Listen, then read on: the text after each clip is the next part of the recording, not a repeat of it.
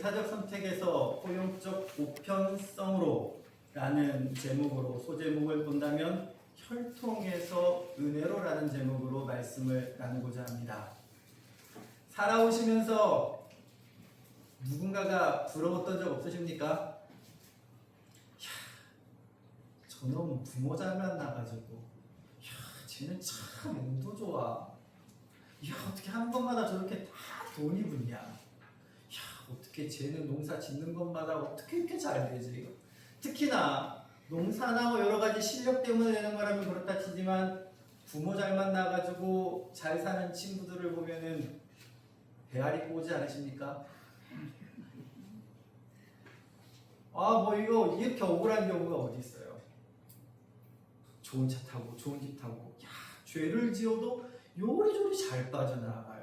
우리가 뉴스를 봐도 특히나 그렇지 않습니까? 대기업의 손자 뭐 이런 애들이 말썽 피우는데 드라마나 특히나 이런 데 보면은 얘네들 죄를 져도 다 뭐하죠? 떳떳하게 다 피해가는 모습들을 보면서 마음에 울분이 와요. 그런데 한편 울분이 왜 생긴 줄 아십니까? 내가 그 자리에 있지 않아서 그래요. 내가 만약 그 자리에 있다면 누리고 싶지 않을까요?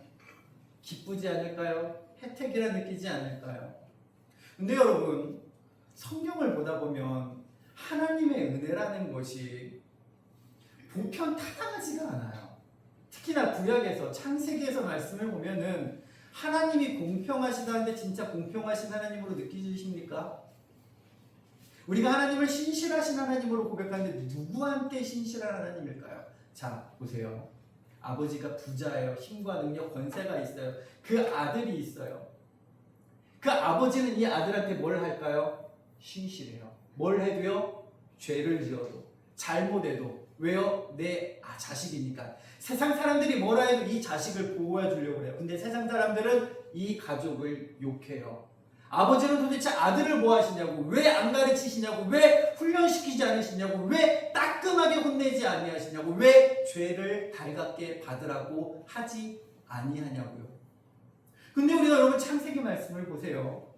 하나님이 아브라함, 이삭, 야곱을 이어서 나아가는 이 자녀들 가운데 회초리를 대는 것을 보고 계십니까? 잘못해도 다 뭐 한다고요? 우리 말씀을 보잖아요. 보호해주고 계세요. 남을 속여도 뭐 해주세요? 보호해주세요.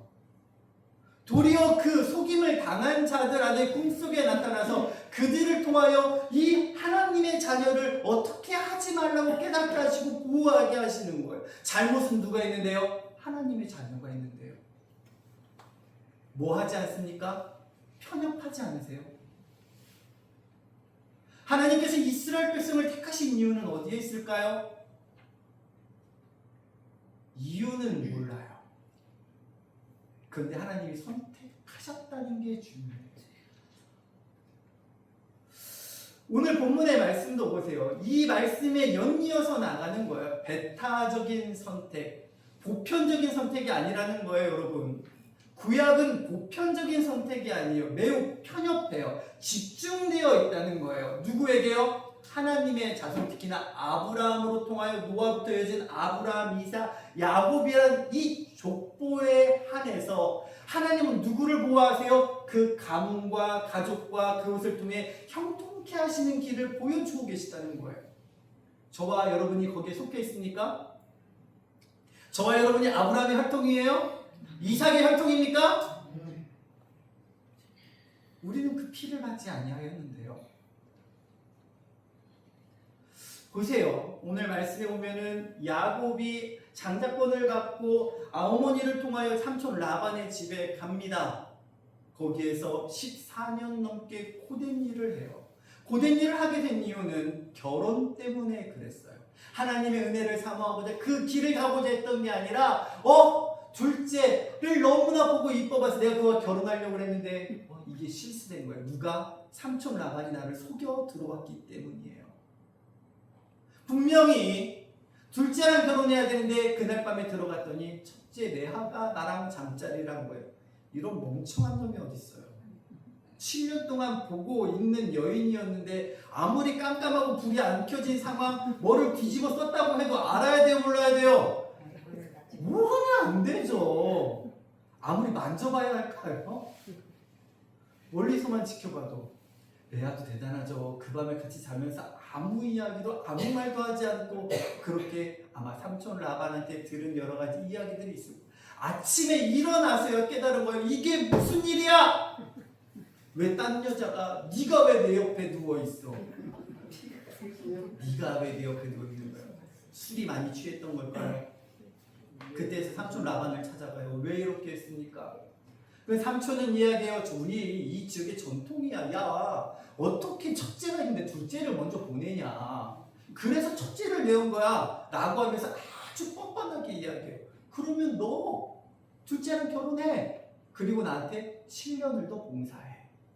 그래서 14년이 되어버린 거예요. 여러분. 14년이라고요. 어떻게 이렇게 시간이 흘러갈 수 있을까? 근데 하나님은 그 14년 동안 뭘 한 줄 아십니까? 야곱에게 자손을 늘려주세요.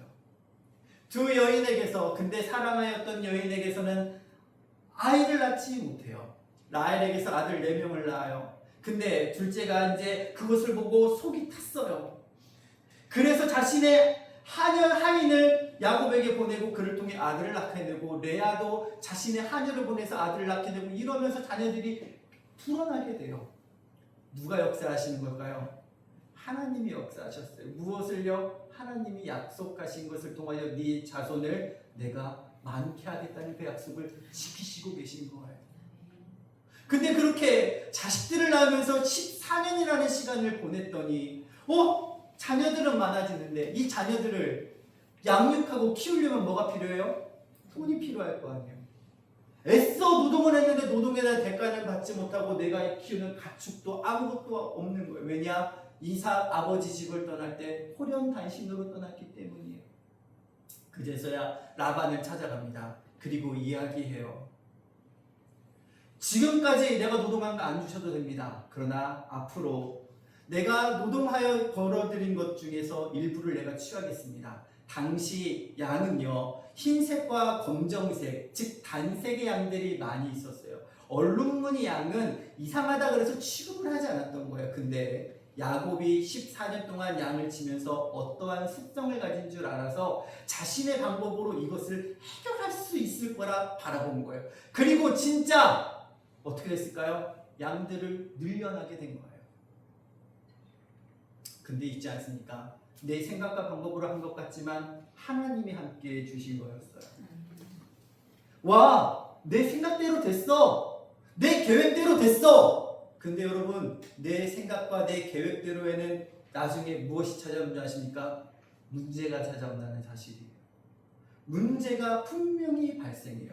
그게 뭐냐 하면요, 하나님이 야곱에게 주시는 그 양들을 튼튼하게 해서 야곱의 소유로 만들어 주셨는데, 그렇게 많아지면 무엇이 자연스럽게 따라올까요? 여러분 보세요. 같이 믿음 생활하는데 각각의 믿음이 다 달라요. 근데 누군가의 믿음이 좋아가지고 하나님이 그 가정을 막 이렇게 축복해 주시는 거예요. 나도 똑같이 예배드리고 기도하고 같이 예배당에 앉아 있는데 나는 자꾸 삶이 쪼그라들어요. 그 사람 바라보면서 축복해. 어떻게 이렇게 믿음 생활 잘했어? 라고 하실 수 있으세요? 뭐야, 쟤는 어떻게 저래? 그러면서 그 사람의 흠을 찾으려고 그래요. 잘하는 게 보는 게 아니라요, 그 사람의 약점을 바라보면서 공격할 거리를 찾는다고요. 분명히 하나님이 주시는 복임에도 아는데 저 사람의 약점을 걸어서 그걸 무너뜨리려고 하는 게 사람의 심리라고요. 야곱에게도 이러한 일이 발생합니다. 즉 라반의 자식들이 네가 지금 우리 아버지의 것을 소유를 다 빼앗아 너의 것으로 만들었다 그러면서 야곱을 핍박하기 시작합니다. 이 이야기를 들은 라반 역시 마찬가지로 핍박하기 시작해요. 분명히 아버지와 계약상에는 분명히 써요. 흰색과 검은 양은 다 라반의 것입니다. 나머지 얼룩으로 생긴 것만 제가 제 것으로 할게요. 근데 꾀가 있었거든요. 물들, 건강한 양들이 물을 먹으러 올 때 거기에 나뭇가지에 버드나무를 놓고 나무를 잘라가지고 물들이, 양이 물을 먹으면서 바라보는 게 다 얼룩진 거를 바라보게 했던 거예요. 요즘도 여러분 그래요. 제가 전에 설교 한번 말씀드렸는데 임신해가지고 아이를 낳은 여인들이 날마다 집에 가면 누굴 봐야 돼요? 집에 가면 누구 보세요? 아내가. 아이가 왜 아빠 닮는 줄 아세요? 유전자 때문에요? 유전자도 있겠죠? 근데 맨날 누구를 봐서요? 아빠 봐서 그래요. 그래갖고 요즘 젊은 사람들은요, 집에 잘생긴 연예인 사진을 갖다 걸어놔요. 왜요? 유전자는 내 남편에게 받을지라도 얘를 누구처럼 낳게 낳고 싶어서, 잘생기게 낳고 싶어서. 얼룩진 것들이 나오기 시작하는 거예요. 내 깨였지만요, 저 꾀에 누가 응답한 하나님의 역사하셨기 때문이에요. 근데요, 여러분, 창세기 30장 42절 한번 다 같이 읽어볼까요? 시작! 약한 자는 그 가지를 두지 아니하니 그렇게 함으로 약한 것은 라반의 것이 되고 튼튼한 것은 야곱의 것이 되리라. 물가에 올 때마다 그렇게 장난질을 친 거예요. 그래, 이렇게 하면 이렇게 되더라고. 근데 이렇게 인간적인 생각으로 하거든 결과를 누가 책임져야 될까요? 본인이 책임져야 돼요. 그동안에 라반의 것이 날마다 늘어났는데 생각해보세요. 내 양들이 자꾸 연약해지고 저기 양들이 큰 것을 바라보면 기분이 좋을까요? 안 좋을까요? 안 좋죠, 당연히. 야, 지 거만 돌보나? 지 거만 하네? 그랬죠, 야곱은. 속이지는 않았어요. 그러나 정직하지도 않았어요. 바르지 않았다는 거예요. 아직도요. 근데 하나님은 그 사람을 배타적인 신앙으로, 왜요? 야곱을 뭐 하셨으니까요? 택하셨으니까 책임져 주고 계시는 거예요. 여기에서 우리는 구약에서 중요한 게요, 택함 받았다는 거예요. 그러면 택함 받지 못한 사람들 억울하잖아요. 제가 봐도 억울할 것 같아요. 하나님 왜요? 라반은 왜요? 이렇게 힘들어야 돼요? 왜 아브라함만 축복하세요? 왜 이삭만요? 왜 야곱만요? 네, 구약은 그래요. 선택받았다는 축복이 거기 있기 때문이에요. 창세기 31장 1절 같이 읽어볼까요? 시작! 야곱이 라반의 아들들이 하는 말을 들은즉 야곱이 우리 아버지의 소유를 다 빼앗아 우리 아버지의 소유로 말미암아 이 모든 재물을 모았다 하는지라. 하나님이 하신 줄 알거든요. 근데 그렇지 않은 거예요. 현실적인 눈에서 괴롭힐 걸 찾고 뺏을 방법을 찾는 거예요. 그래서 그의 아버지가 뭘 하는 줄 아십니까? 품삯을 10번이나 속여요. 야곱은 묵묵히 견뎌요. 즉 계약하잖아요. 계약하면 무엇이 중요합니까? 계약한 내용이 중요하죠. 처음에는 알록달록한 거, 얼룩진 거만 했다가 자꾸 말을 바꾸는 거예요. 라고, 야 그거 안 돼. 너 다음엔 이거 해. 이거 해. 이거 해를 성경에는 10번이라고 말하지만 어떻게 보면은 이 말씀 가운데는 수많은 어려움과 고난이 그의 인생길 가운데 찾아왔다는 거예요. 너무 당당했는데, 이거는 분명히 계약한 게 맞는데 자꾸만 라반이 찾아와가지고 얼토당토 않은 것들을 대면서 자신에게 유리한 것으로 하려고 계획을 바꿔갔다는 거예요. 여러분 누가 그래요? 세상이 그래요. 여러분 잘 돼보세요. 그냥 두는지요? 아니요. 그냥 두지 않습니다. 어떻게든지 끌어내리려고 해요. 어떻게든지 그가 망하는 걸 보고 싶어하는 게 세상이라고. 근데 그 세상의 것들이 교회 안에 들어오는 순간 교회도 무너져요. 교회는요, 하나님의 은혜를 바라보면서 서로가 서로를 응원하고 함께 해줘야 돼요. 이때 야곱이 어떻게 되는 줄 아십니까? 라반이 이렇게 할 때 묵묵히 견딥니다. 묵묵히 견뎌요. 누구처럼요? 우리는 구약의 새 사건을 잘 압니다. 아브라함이 판 우물을 파서 소유권을 주장했을 그때 이삭이 어떻게 합니까? 그랄 목자들이 다가와서 우리 거야, 우리 거야, 우리 거야. 그랬더니 우물을 그냥 내어줍니다. 더 이상 이방 민족들이 우물의 소유권을 주장하지 않게 되자 그것을 르호봇이라고 이름하는데 이것이 창세기 26장에 기록되어 있어요.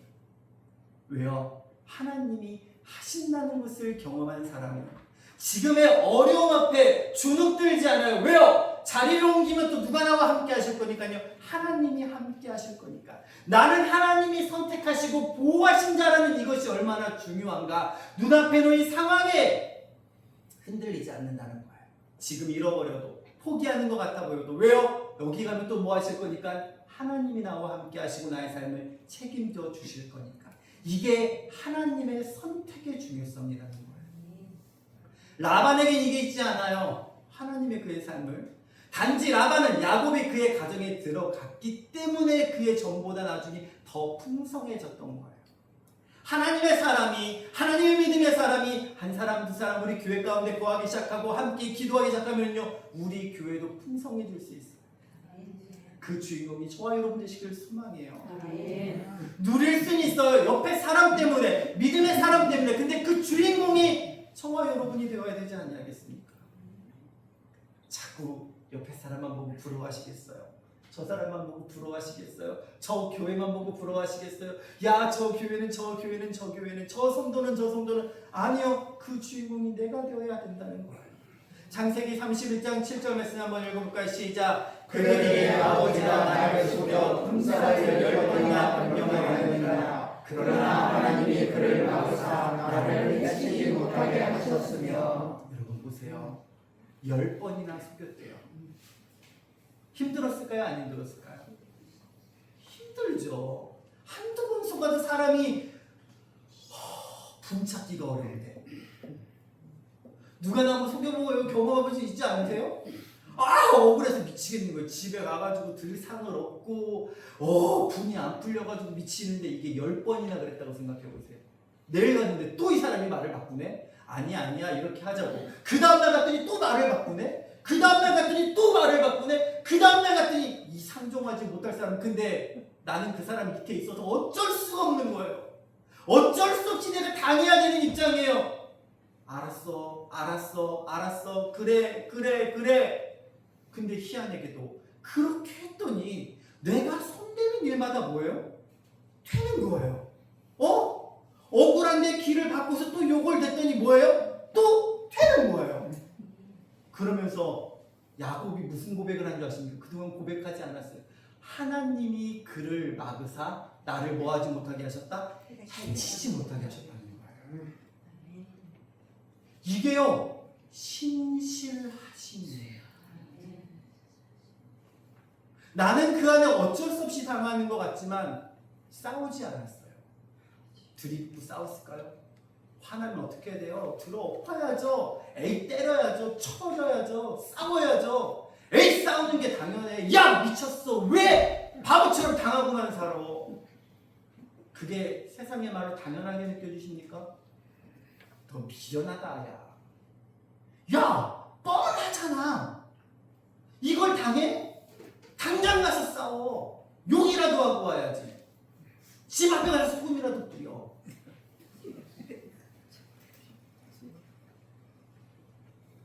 이 삶의 방식이 아직도 남아있지 않으세요? 신실하신 하나님이 진짜 저와 여러분과 함께 하시냐고. 부당한 일이 닥쳤을 때. 왜 이걸 10번은요? 더 했다는 거예요. 더 했다는 거예요. 그때 들리는 음성이 한번 다 같이 읽어보겠습니다. 시작. 내가 너와 함께하겠다. 하나님은 약속을 끝까지 지키셨습니다. 그 상황 가운데 참았어요. 그런데 그때서야 들리는 거예요. 네가 그 집에서 당한 고난과 수모를 다 기억한다. 그러니 이제 그 베델에서 내가 너를 만나고 약속했던 것처럼 다시금 네 아버지 집으로 돌아가라. 그때 들리기 시작한 거예요. 방법은 가르쳐주지 않았어요. 돌아가라 그러시는 거예요. 방법은 그럼 누가 찾아야 되는 걸까요? 누가 찾아야 되는 걸까요? 여러분, 여기에서 중요한 게 있어요.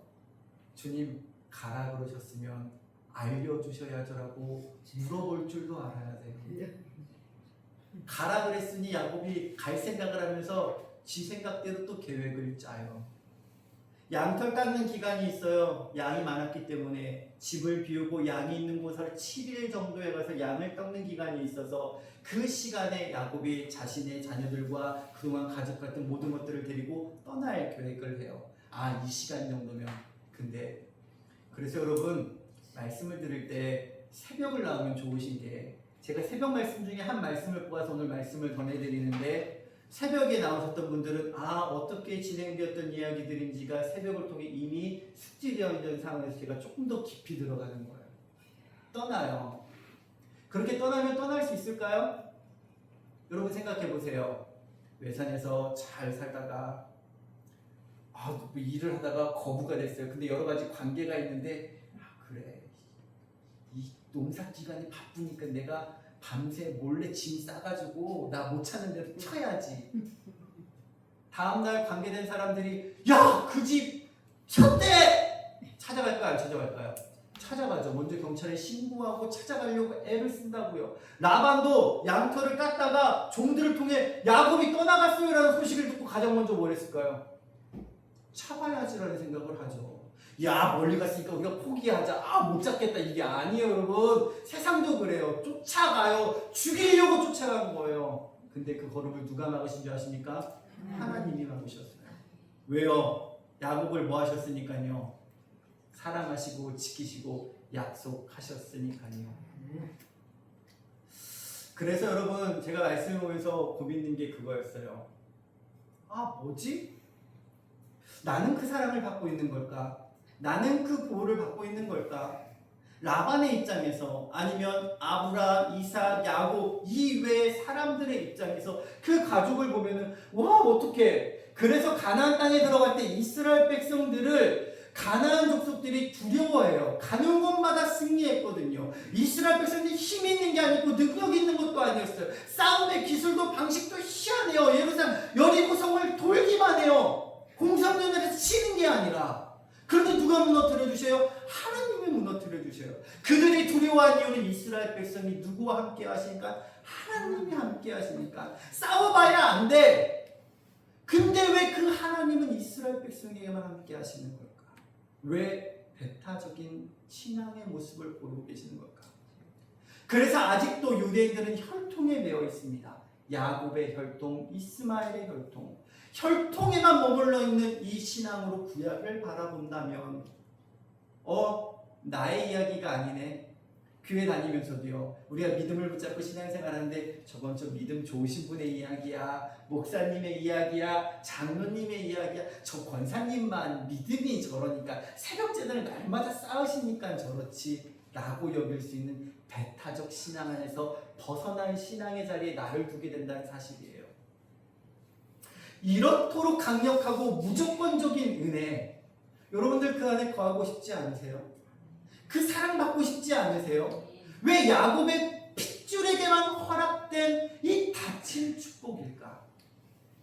진짜 다친 축복일까요? 구약에서만 머물면 네, 다친 축복이 맞아요. 그 사람, 그 민족, 그 백성에게만 주어지신 이야기가 성경의 이야기니까요. 그런데요, 이게 바뀌어요. 누구 때문인 줄 아십니까? 예수님 때문에 바뀌어요.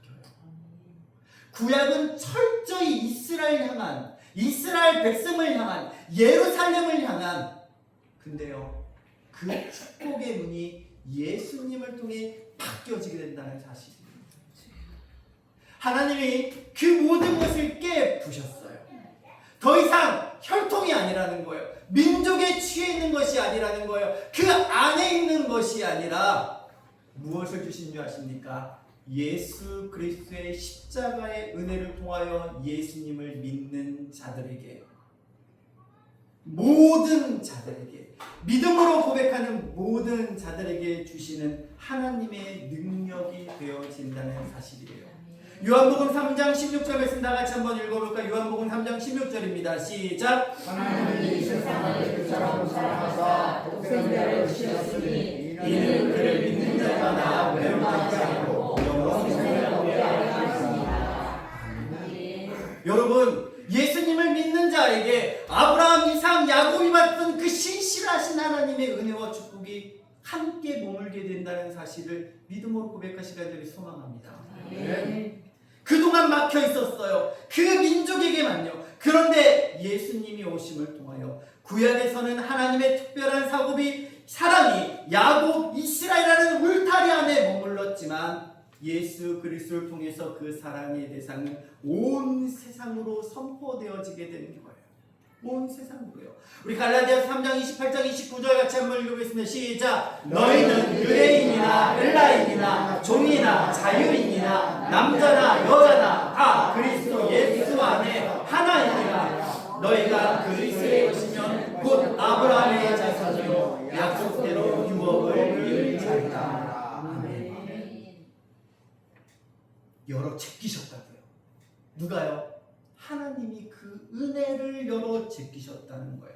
사도 바울은 야곱의 후손, 즉 유대인이라는 혈통적 자격이 이제 아무 의미가 없다고 선언하고 있는 거예요. 누구든지 그리스도를 믿으면 영적 야곱 아브라함의 자손이 되어 구약의 축복을 그대로 이어받게 된다는 거예요. 야곱과 함께 하시는 그 하나님께서 예수 그리스도를 주라 고백하고 시인하는 자들에게 뭐 하신다고요? 함께 하신다는 거예요. 왜 그 사람만이요? 아니요. 세상 사람들이 볼 때 여러분에게도 그 은혜가 지금 함께 고백되어지고 누리고 있다는 사실이에요. 내가 실수하여도, 내가 연약하여도. 근데 깨달아야 됩니다. 시간이 흐를지라도 나중에는 분명히 깨달아야 돼요. 아! 하나님께서 함께 해주신 거였구나. 이게 하나님의 은혜였구나. 그러면 그 순간부터는 이제 하나님의 길을 걸어가야 돼요. 하나님의 음성을 들을 줄 알아야 돼요. 하나님의 음성을 듣고 순종할 수 있는 믿음의 길을 걸어가야 돼요. 그래야 약속의 유업을 온전히 받게 되어져요. 신실하신 하나님은 저와 여러분의 연약함을 아세요. 그러나 연약한 중에도 누구를요? 여호와를 바라보며 함께하기를 바라보고 기대신다는 사실이에요. 저점이 이스라엘이에요. 구약의 대상이었다면 이 큰 원은 온 세상이에요. 코스모스라고 해요. 신약적 대상은 그렇게 온 우주로 확대되어서 믿음의 대상, 즉 믿으면 구원받는다. 그동안은 이스라엘 백성만 선민 택함 받았다. 저 한 점에 머물렀던 것이 예수 그리스도를 통하여 온 민족에게 흘러가게 된 거예요. 그래서 그 은혜가 저와 여러분에게 이루어지게 된 것을 기쁨으로 감사함으로 여기시길 바랍니다. 로마서 10장 11절에서 12절인데 같이 한번 읽어보겠습니다. 시작. 유대인이나 헬라인이나 차별이 없습니다. 한 분이신 주께서 모든 사람에게 주가 되사 그를 부르는 모든 사람에게 부유하시도다. 누구든지 주의 이름을 부르는 자는 구원을 얻으리라. 누가 구원받는다고요? 주의 이름을 부르는 자. 어려워요? 쉬워요? 부르십니까? 부르셔요? 예. 진짜요? 승태야 부르시는 음성을 들으셔야 돼요. 길자야 부르시는 음성을 들으셔야 돼요. 이름을 부르면 그 사람이 대답해요. 그럼 주의 이름을 부른다는 것은 예수님, 예수님. 여러분 일상 속에서 예수님을 자주 부르세요. 왜요? 그의 이름을 뭐하는 자? 부르는 자 구원을 받는다고 했으니까요. 이 쉬운 거를 왜 안 가십니까? 뭐 많이 해야 될 것 같으세요? 분명히 성경에 기록되고 있잖아요. 주의 이름을 부르는 자는 구원을 얻으리라. 야야 이거 하지 마세요. 하나님 보고 야야 하실 거예요? 하나님 다 아시죠? 아시겠죠. 근데 뭘 부르라고요? 이름을 부르래요. 예수님 도와주세요. 예수님 도와주세요. 힘들고 어려울 때, 지치고 힘들 때, 때로는 마음이 어려울 때, 무너질 때, 내 삶이 어려울 그때 주의 이름을 부르시는 것이 우리 인생에 힘이 되는 줄 믿습니다. 주의 이름을 부르는 자는 구원을 얻으리로다. 주의 이름을 부르는 자는 구원을 얻으리로다. 그게 은혜라는 거예요. 그동안에 이스라엘 백성만 하나님을 찾았어요. 모세가 하나님을 부르더니 홍해가 갈라지는데 그 역사를 누가 알 수 있다는 걸까요? 저와 여러분이 하실 수 있다는 거예요. 주님이 함께 계십니다. 주님이 그 문을 열고 저와 여러분에게 다가오시는 거예요. 구약을 바라보면 때로는 답답해요. 아, 분명히 하나님이 역사하신 건데 문이 닫혀 있는 것 같다. 근데 예수 그리스도를 보니 그 문이 확 열려 있는 거예요. 이게 보편적인 은혜, 모든 사람에게 주신 하나님의 은혜가 되는 거예요. 예수의 이름 누가 부를 수 있습니까? 아는 자가 부를 수 있어요. 믿음은 들음에서 나요. 듣는 자가 예수님의 이름을 부를 수 있게 되는 거예요. 저와 여러분이 들었으니 그 이름을 부르시는 한 주간의 삶이 되시길 간절히 소망합니다.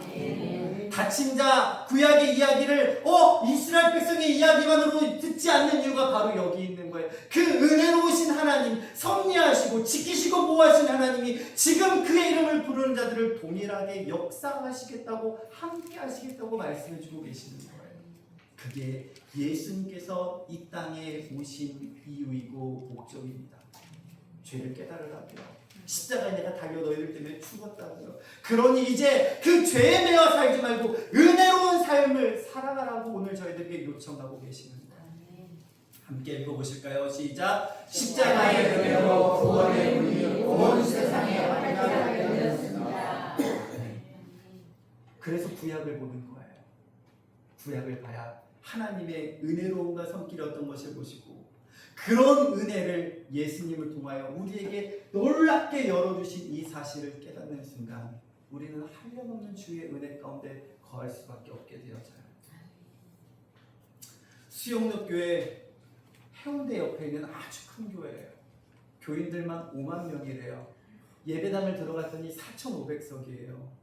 금요일날 저녁 기도회가 8시 반에 있다고 그래서 1시간 전에 수영역교회 목사님을 간담을 갖고 잠깐 미팅을 갖고 8시 반에 올라갔더니 이미 예배당 안에 300명의 사람들이 모여서 금요 기도회 전에 1시간 반 정도를 기도 준비를 하고 있대요. 그 자리에 앉았어요.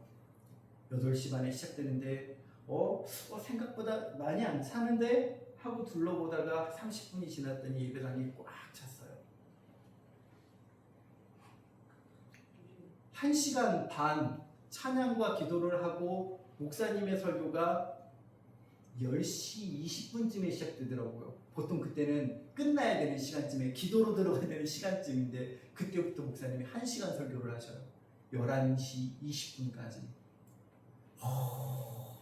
그리고는 새벽 1시까지 기도한대요. 끝났으면 집으로 돌아가야 되는데 2층에서부터 중학생들이 몰려나와서 강단 앞에 서기 시작해요.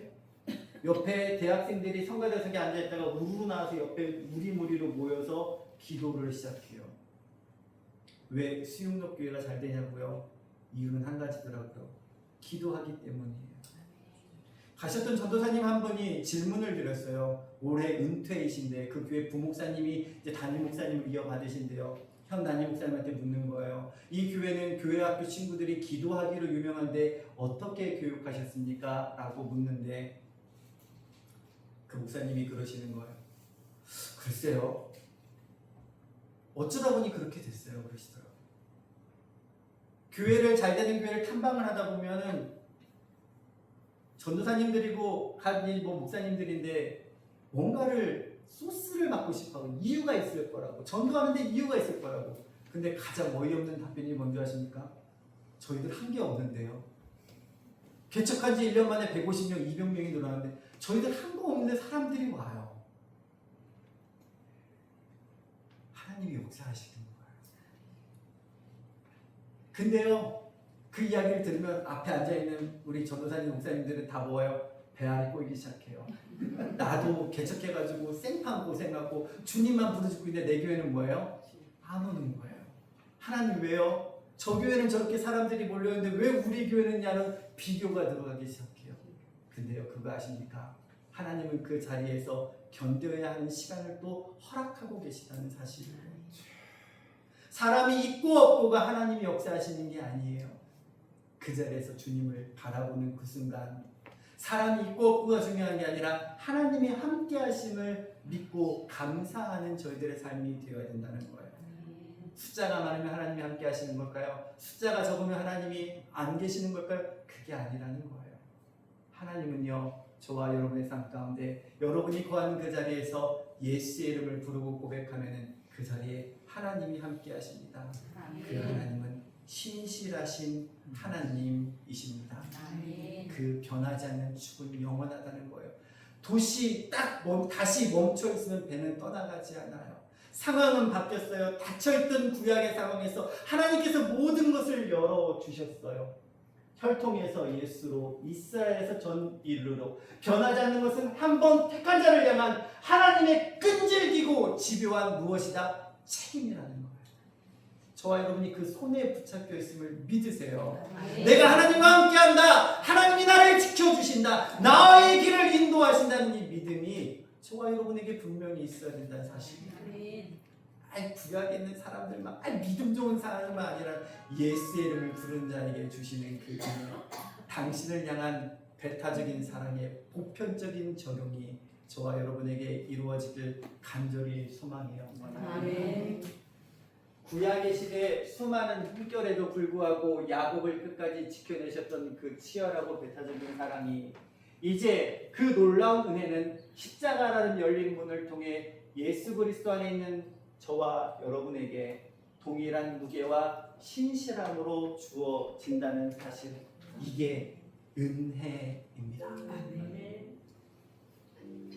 그래서 우리는 은혜의 걸음을 걸어가요. 그래서 우리는 세상 가운데 나가서 당당하게 이야기합니다. 누구든지 예수를 믿으면 누구의 자녀가 된다고요? 하나님의 자녀가 된다고요. 저와 여러분은 이미 하나님의 자녀가 되신 줄 믿습니다. 혈통이 아닌 은혜, 닫힌 선에서 무한하게 열어주신 그 은혜의 선을 저와 여러분이 믿음으로 고백하고